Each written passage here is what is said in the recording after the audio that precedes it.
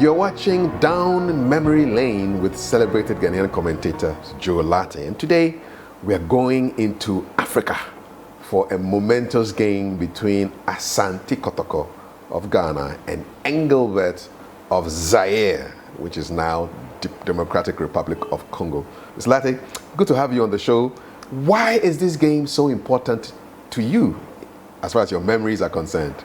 You know, it was one of the games in the early stages of the Africa Champions Club competition.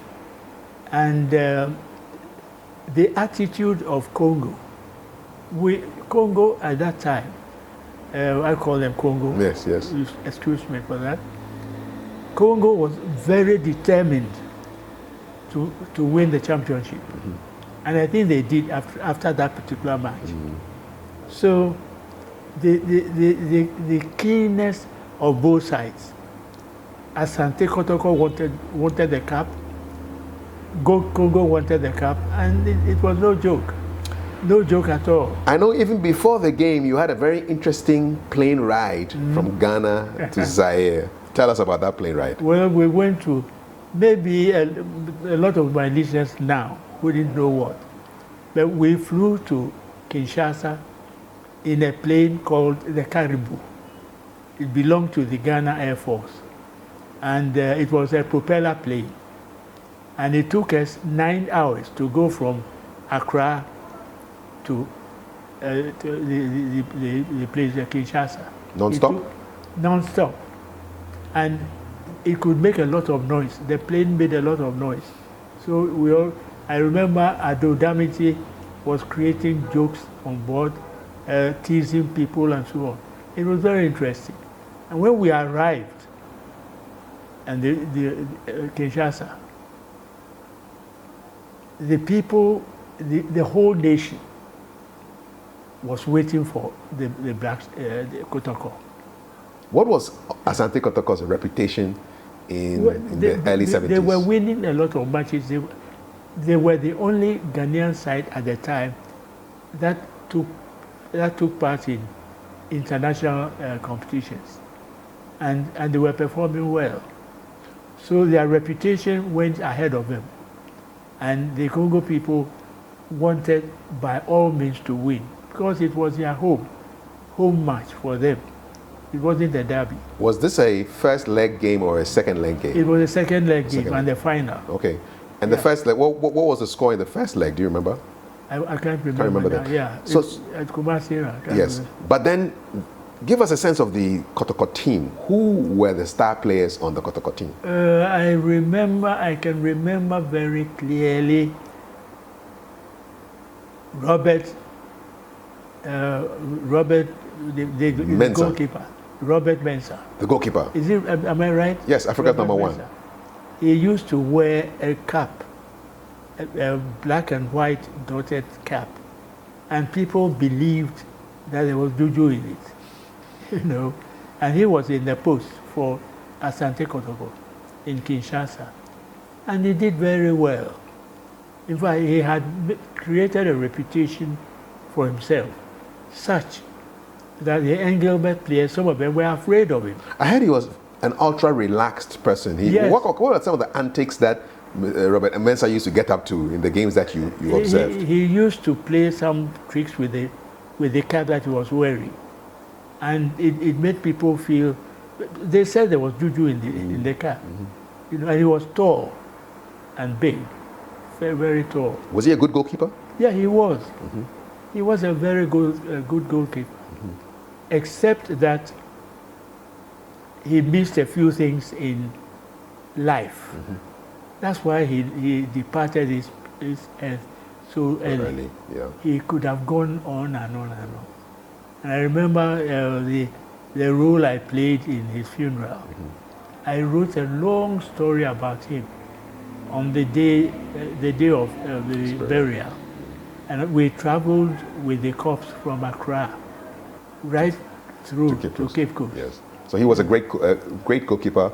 Yeah, but died so early. A fantastic goalkeeper. Yeah. So let's come back to that game. So you had Robert Mensah for Asante Kotoko in post, goal, yeah. in post. Who are some of the other star players for Asante Kotoko and Engelbert? One player that I remember very well today, and I mentioned his name more times than ever, Abukari.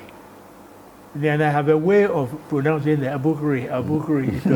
And right through the match, he was most of the time around the goal area of the opponent. You know, and they were attacking him right, left, and center. I think, I can remember that then Mfum, Wilberforce Mfum, he is alive. I hear he lives at the East Lagos somewhere. Wilberforce Mfum. Yes, indeed. He was playing at, I think, number 8. He was performing with his old fellow Osei Kofi. Smallish Osei Kofi. Osei Kofi, it was his pass. It was a pass from Osei Kofi to the number 10 man. I'm forgetting the name. That got us the score in the match against Real Madrid. Oh, okay, yes, indeed. So these were superstars. These were national players who also happened to play for Asante Kotoko. Asante Kotoko had quite a number of international players of good standing. And what kind of reputation did Engelbert have? I mean, were Kotoko overawed by them? Engelbert, they were winning matches all over the place. And they had a man called Chinabu. Chinabu was a penalty kick specialist, according to their reckoning. And when the match was played in Kinshasa, there was a point where there was a penalty kick against Ghana, and everybody thought with Chinabu taking that kick, we were going to lose the match. But when they kicked, the ball went over the bar. And I remember this. There was a taxi driver in Accra. He was eating rice in a plate. And he said, when I shouted, over the bar, he threw the food away. You know, he threw the plate of rice away from jubilation. Wasted his meal. Then when we returned, he came to GBC to try to find who made that commentary. It was very interesting. A very interesting game. Yeah. Now let's get to the beginning of the match. Yes. We arrived in Kinshasa, and the reception was extraordinary. Hostile or welcoming? It was welcoming, but it was welcoming because they knew what they were going to do. From the airport right down to our hotel, they had organized a group, a noise-making group, and they made sure they were very close to where we slept, the hotel we occupied, and they made noise right through the night. We got there on a Saturday. On Sunday, they organized a cycle race and one or two other sporting events in the whole town. You know, and it was no joke. And you were commentating for the Ghana Broadcasting Corporation? I was alone commentating for Ghana. You didn't go with anybody from Ghana? No, I didn't. Okay. I was just one. Then we got to the stadium. They called the stadium Tata Rafale Stadium. It's like a fortress, very big and very high. And when I went out to collect the team sheet from the management of Engelbert, I was waiting for them to write it up for me. Somebody just came out of the group and spat straight into my face. For what? I don't know. Maybe How did that feel? I mean, where did this I don't know. hit you? I don't know. Your face? Face straight into my eyes. And I had what I suspected. I had a stopwatch hanging around my neck. And I thought maybe they thought it was a talisman or something. Straight into my face. And I felt my heart started beating. Ooh, ooh, ooh. I felt I should do something. I should either hit him or something. Then I remembered that I was right up there alone with them. And Congolese people, they can be very temperamental. Very temperamental. So I feared that if I made any such move, they could get rid of me up there and leave my dead, but nobody would know. And you were alone, as you said. I was alone. So I took a handkerchief from my pocket and wiped the spit up from my face, and then got the line up. That must have been a very, very shocking experience. It was a very shocking experience. Then the match, the time for the match arrived. And Mobutu Sese Seko, the head of state. The head of state at that time, he arrived in a motorcade. He had a motorcade, about 80 dispatch riders. How many? 80. That was a grand motorcade. He had light yellow tunics up and black trousers down. 80? 80. It was a big thing. And Mobutu arrived. All the spectators from Congo who were at the stadium carried a torch, a lit torch. So the stadium could take 80,000 people. And because all of them were carrying a lit torch, the stadium was more or less on fire. Was it a night game? Yes, night game? Yeah, the match went into, not quite into the night. Early evening. Around 6 in the evening. It was very interesting. So I can just imagine the scene with 80,000 torches. Yes. So I had described the scene. I said the stadium was on fire. It was lit. And people in Ghana were listening to this commentary. Yeah, they were listening to it. You know. And the game started? And the game started. We got to a point, it was 2-3, 2-1. The final score was 2-1. In favor of? In favor of Ghana. Okay, 2-1. We beat them. It was very great. It was very great. It was very great. Kotoko played a match I'll never forget watching. It was great. And right through I felt the Ghanaian boys were, up to a point, at a certain stage, we thought we were going to lose. But this boy, Abukari, he was all over the place, always around the penalty area. And he played a very great game. There were others, Robert Benza, Kofi, and others, they were there. They played a great game. Do you think it was down to the strategy of the coach? I wouldn't say, well, yes, I mean, the coach always comes in for, when you lose, you blame the coach. So if you win, you win, you praise the coach. And I think they prepared for it. They knew what they were in for. And they prepared well for it. And after the match, the scene around the hotel, we decided we should have stayed for a couple of days, resting. But because of the nature of the scene around the stadium, around the hotel, we left the following day in the morning. I'm just curious, with the blast of the final whistle, what was the mood in the stadium? Because they were expecting to win. They were expecting to win. Was the head of state still there at the end of the game? We experienced that same silence we had in the, the place was, they were disappointed. And it was quiet, they were quiet. But outside the stadium, then trouble started. What kind of trouble? Oh, I mean, shouting, singing war songs and so on. It was very good, it was very interesting. Was there any violence? No, not against us. The noise and so on was against us, but nobody was hit, nobody was injured. They knew it was an international match, and somewhere along the line they could also visit Ghana. So they behaved well. But you left they early. made a lot of noise. Yes, you left early. Yeah, we left early. Okay, you left with the. Did you travel with the team? Yes, I traveled, with the team. Okay. I always traveled with the team.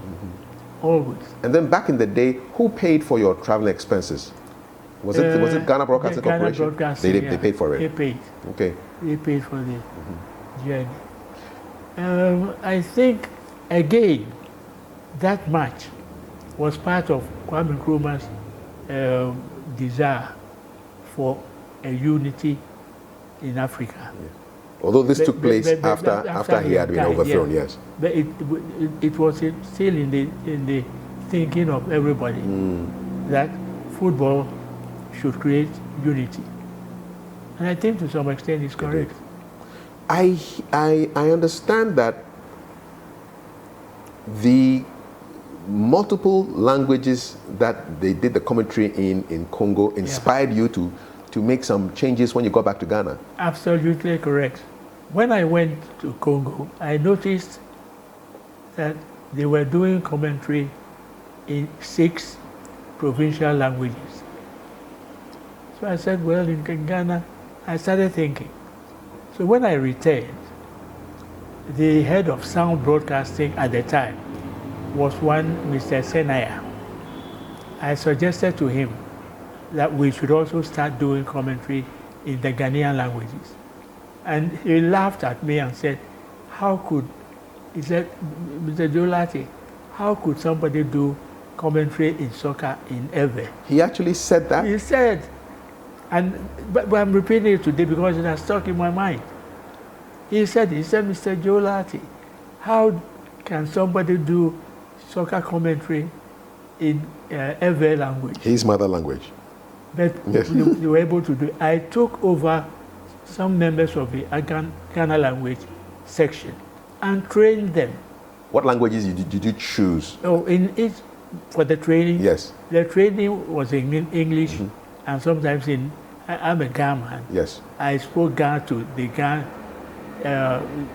chaps on the course, but the instructions that I gave was in English. And what languages did we end at start can you remember the first Ghanaian language that was done, the commentary that was done in the first Ghanaian language? It was in Ghana. It was in Ghana? So you had Ghana? We had Ghana, Ewe, Hausa, and Twi, okay.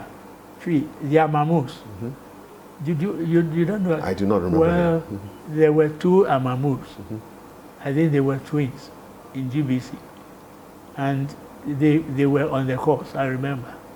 Later they were transferred to Cape Coast. I lost sight of them. But what struck me rather badly was one of the Ghana commentators that I trained was defeated by alcohol. Oh. He took to drinking and died even before his time. So sad. And it's one thing that I should mention to commentators. Doing commentary, most of the time, makes you popular. You get it. You become popular. And if you fall into the habit of visiting, drinking places, people will buy a lot of drinks for you. I remember when I used to go to Kumasi, there was a place called Uncle John's Jamboree. I used to go there after football matches. And when Uncle John, he was a very funny man. He would have made, Joe Lartey is here, and people start coming. Barman, give him 2 bottles, 3 bottles. So by the time I should be leaving, I have plenty of drinks on the table, which I couldn't drink. You see, but it is a temptation. It tempts you into forming the drinking habit. And if you are not careful, that is what will carry you. Broadcasting at that time, we had quite a number of brilliant members of staff who were overcome by drinking. How did you handle fame, popularity, renown? We just had to take it in. Thank people for thinking you are poor, for showing popularity to you, and just carry on. Say your prayers. You know what I did? I ran away from Uncle John's Jamboree, and I developed the habit of leaving Accra for commentary in Kumasi on Sundays. I left early in the morning, got to Kumasi around 12 midnight. Then I spent time in my car, resting. Then when it was time for commentary at 3 o'clock, I went straight up into the commentary box. After the match, I drove back to Accra. I didn't spend the night in Accra, in Kumasi. You left the temptations there. Yeah, it saved me. It saved me. And up to the moment, I don't have a drinking habit. Well done. Great. So that's that. Engelbert versus Asante Kotoko. It was a match that was really a match. No joke. What is your defining memory or the emotion that you feel the most when you look back on this game? I'm impressed by the grandeur of the whole thing, from beginning to end. You know, the way people saw the match, the way they prepared for it, the way the players performed, the crowd attendance, the fire in the sun. You know, it leaves me with a memory that will never fade. Never. Did the head of state stay to the end of the game? When they lost, because we won the match in the dying minutes. Yes. He left. I remember that. It's a good question. He left as soon as the last goal was scored. He left. And did you let the audience in Accra know that the head of state had left? It was all part of the conversation. What did you say? And I described the movement of the motorcade, the movement of the head of state within the motorcade, and the appearance of the stadium itself by the spectators who were there.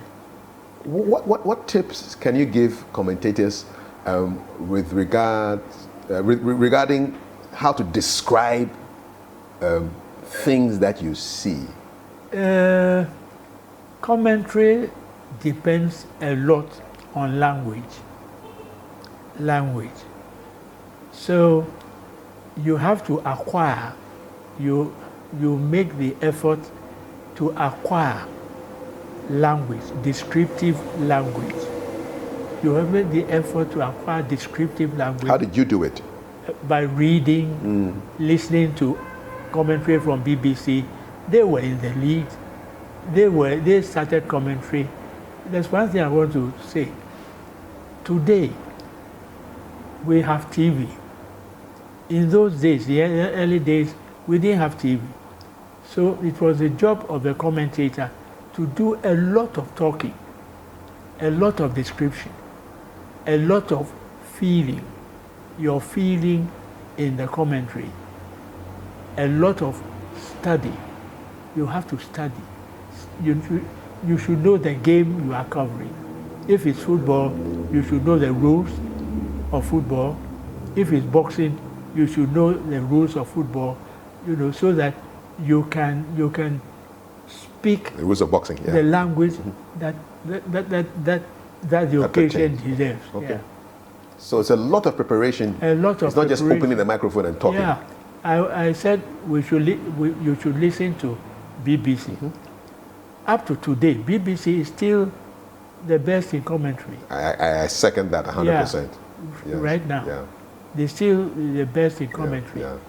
The other day, I was listening to BBC, and they introduced the voice of somebody who was great in Britain with regard to commentary.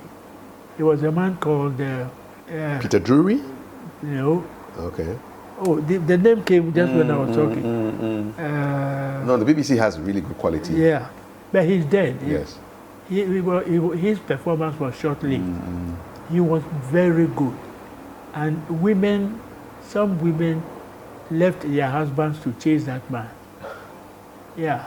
Did you have any such experience like that? I wouldn't talk about that. Mr. Joe Lartey, Yeah. thank you Yeah. so much. I'm just wondering whether you ever met Mobutu Sese Seko when you were, I face to never face. met him. You saw him from afar. I saw him in commentary from afar. position. But I was a friend to one of the men, one of his close friends. Okay. It's called Chimpupu Wa Chimpumpu. I love their names. That was the name, Chimpupu Wa Chimpumpu. Chimpupu. He too got destroyed by alcohol. Oh. Yeah. I think he died sometime. He used to visit Ghana, and his favorite drink was whiskey. Was always drinking whiskey.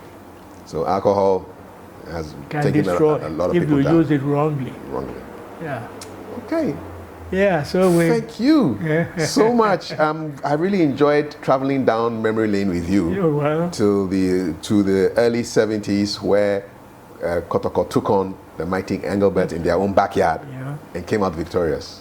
I've also enjoyed talking. It's not easy at 96 talking for how many minutes? For half an hour, yes. Half an hour. It's not easy. It isn't. But it's enjoyable. It is. Yeah. I've enjoyed it. Thank you so much. Thank you very for much giving me for a window coming. into your mind. Thank you. And Thank you. One of the things a commentator should always value in his life is the use of the mind, awesome. the brain. The brain. Yeah. Thank you so much. Very important. And that was Down Memory Lane with celebrated Ghanaian commentator Joe Lartey.